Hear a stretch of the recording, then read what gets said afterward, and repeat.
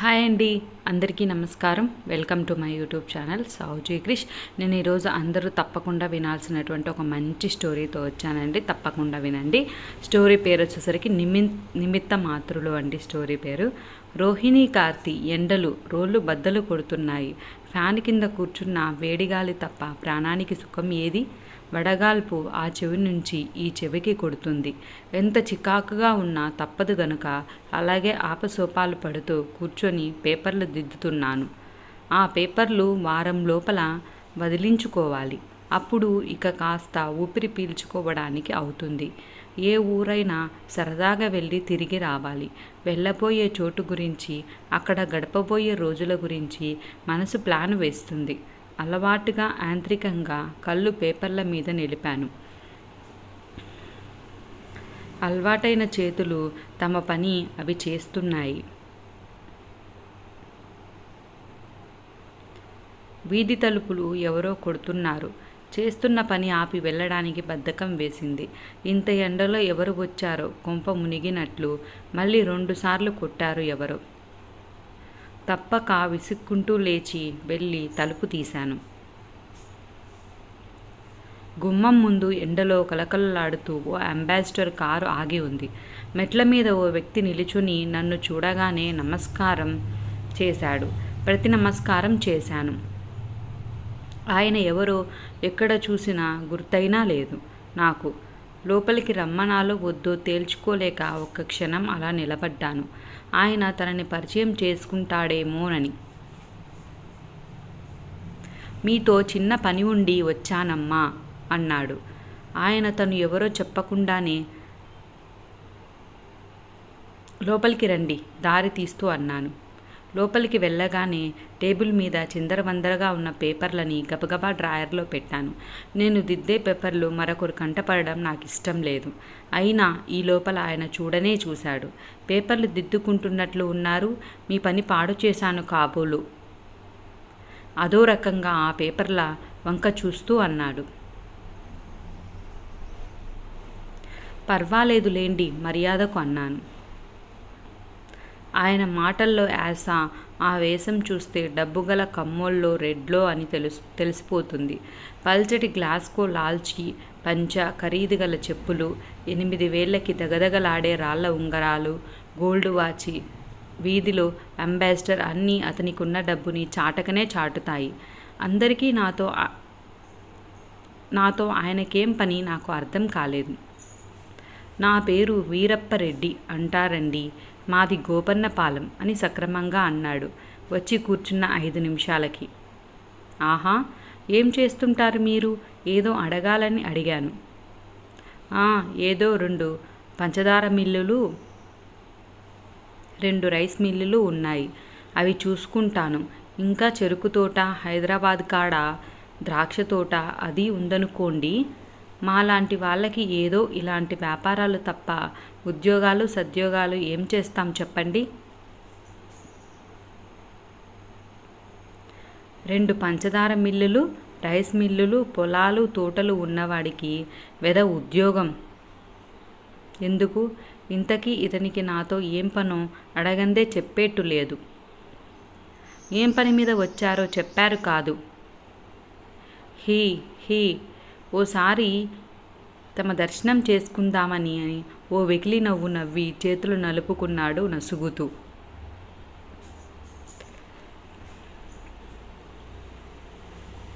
నా దర్శనం నేనేం దేవతనా? ఏ సినిమా తారనా? పోనీ ఏ మంత్రినా? పోనీ ఏ లక్షాధికారినా? నా దర్శనం చేసుకుంటే అతనికేం లాభం? ఆ నసుగుడు చూస్తుంటే ఒళ్ళు మండిపోతుంది.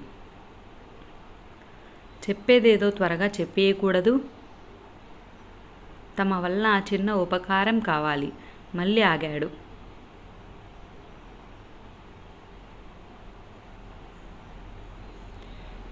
నా వల్ల మీకేం ఉపకారం జరుగుతుంది? మీలాంటి వాళ్ళకి నాలాంటి మామూలు కాలేజీ లెక్చరర్ చేసే ఉపకారం ఏముంటుందండి? నవ్వుతూనే అంటించాను.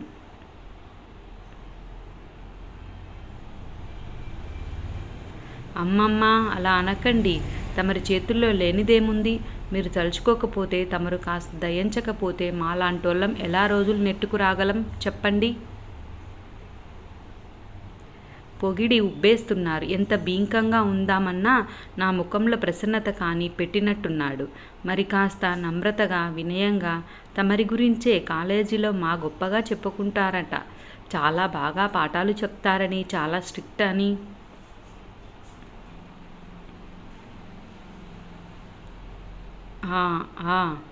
మాటలకు ఏం లేండి, ఇష్టం లేనట్టుగా మాట త్రుంచేశాను. ఎంతసేపు కూర్చున్న అసలు సంగతి చెప్పకుండా అతను చేసే కాలయాపన చూస్తుంటే చిరాకు పుట్టుకొస్తుంది నాకు.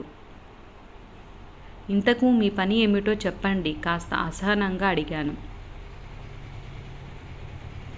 అబ్బే ఏం లేదు, పెద్ద పని కాదనుకోండి. మీరు శ్రమ అనుకోకపోతే కాస్త శ్రమ తీసుకొని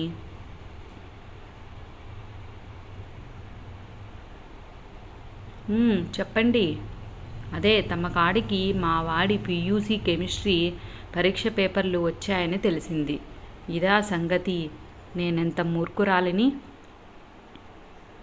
పరీక్షలు అయ్యాక నా దగ్గరికి వచ్చే అపరిచితులు నా సహాయం ఆపేక్షించి వచ్చేవారై ఉంటారు. నా వల్ల ఎవరికన్నా కావాల్సిన పని అదొక్కటేనని, నా వల్ల జరిగే ఉపకారం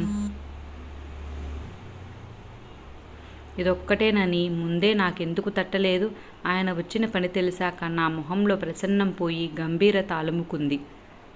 ఎలా తెలిసింది? ఎవరు చెప్పారు?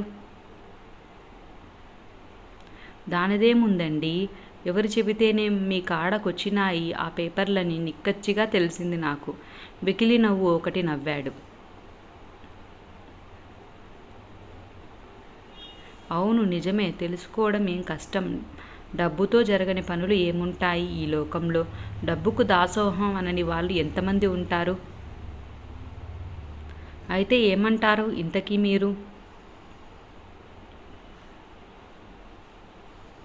తమరు కాస్త దయుంచి మా వాడి నెంబర్ పేరున చూసి ఎన్ని మార్కులు వచ్చినాయో చెబితే మీ మేలు మరవను. క్షమించాలి, అలాంటివి మీరు అడగకూడదు, మేము చెప్పకూడదు. అసలు మీరు ఇలా రావడం, అడగడం తగిన పని కాదు. ఎవరికైనా తెలిస్తే నా ఉద్యోగానికి ఎంత ముప్పు తెలుసా? మీకు కఠినంగా అన్నాను. అమ్మమ్మ, అదెలా తెలుస్తుంది? మూడో కంటి వాడికి ఈ మాట తెలియనిస్తానా? ఆ భయం మీకొద్దు. అభయమిస్తూ మాట్లాడాడు. ఎవరికి తెలిసినా మానినా అలాంటి పనులు చేయడం నా ఉద్యోగ ధర్మానికి విరుద్ధం.